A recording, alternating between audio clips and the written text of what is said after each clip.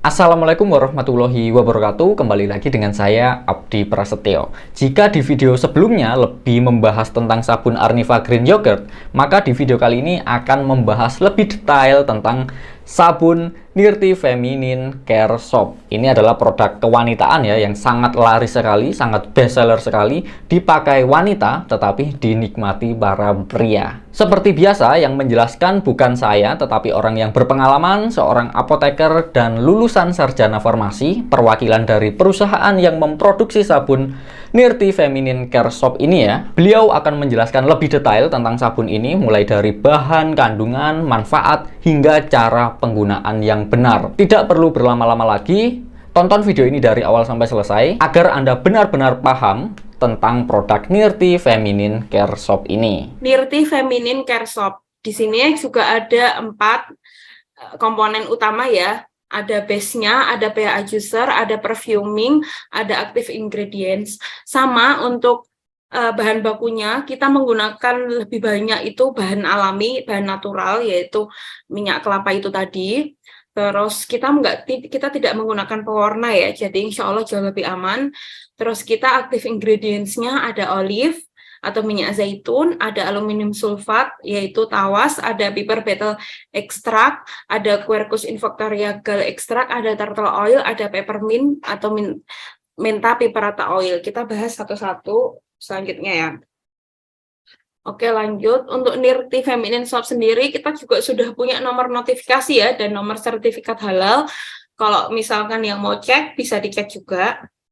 Terus untuk ingredients-nya kita bahas ya. Yang pertama olive.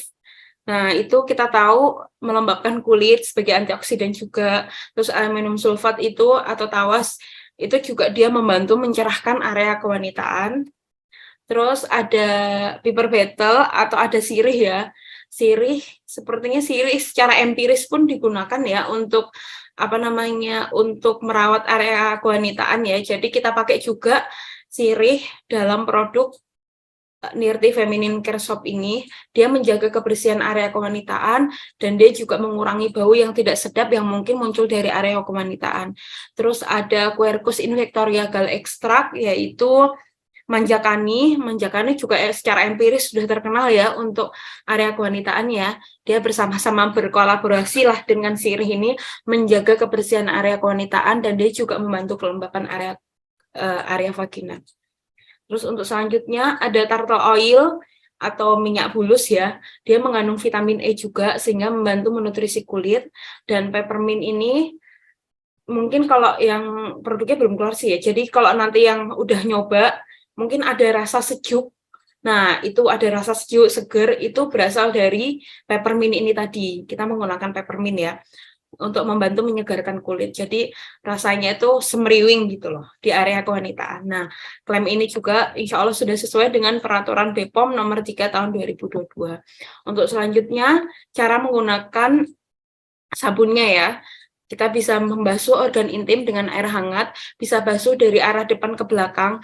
Mungkin kalau bisa diperhatikan ya, diri sendiri maupun di anak-anak ya. Jadi secara ilmunya untuk membasuh untuk pipis ataupun apapun lah sembarang lah, biasanya pipis ya.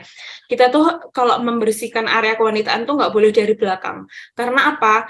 Kita takut kotoran, kuman-kuman yang berasal dari anus itu justru malah pindah ke depan, yaitu ke area vagina. Jadi kalau kita basuh itu dari depan, tidak boleh dari belakang gitu.